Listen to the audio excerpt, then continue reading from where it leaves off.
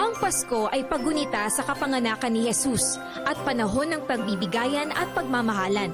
Dito sa Duterte's Kitchen, buhay na buhay ang diwa ng bayanihan dahil sa kawang gawa at libreng serbisyong ipinaaabot ng mga volunteer sa mga kapuspalad nating mga kababayan.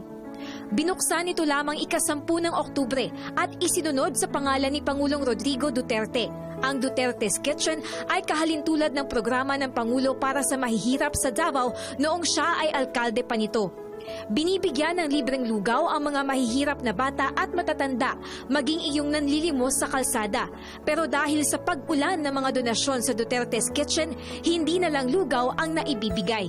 Meron pa rin tayong libreng lugaw, sopas, o di kaya champurado tuwing umaga hanggang gabi. Pero meron tayong sinusundan din na meal, na lunch, may merienda, tapos dinner. Kwento ni Faith, isa sa mga tagapangasiwa ng Duterte's Kitchen. Karamihan sa mga volunteer ay hindi naman prominente. Sila ay ordinaryong mamamayan na ibinabahagi ang kanilang kakayanan sa mga nangangailangan. Gaya ni Paul, na ginamit ang kanyang talento sa paggupit para magbigay ng libreng serbisyo sa mga bata at matatanda. Ilang oras lang naman po ito sa isang araw ko. Pag uwi ko naman, masaya naman po akong uuwi kahit volunteer man po. Masaya naman po sa ginagawa. Panalo na po sa akin yun. Ang grupo naman ng kabataang ito, ginamit ang kanilang libreng oras para mamahagi ng mga lumang laruan sa mga bata. I would like to encourage youth then to come and join us. And I think that it is a good way of learning.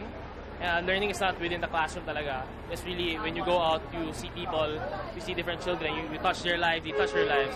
Bukas ang Duterte's Kitchen Lunes hanggang Sabado mula alas 7 ng umaga hanggang alas 7 ng gabi.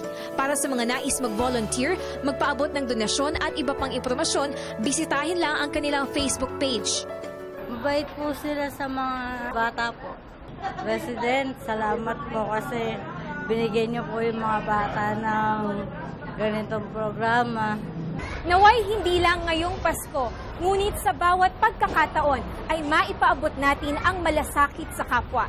Isa sa mga katangiang minahal ng milyon-milyong mga Pilipino kay Pangulong Duterte. Para sa PTV News, Sweden Velado.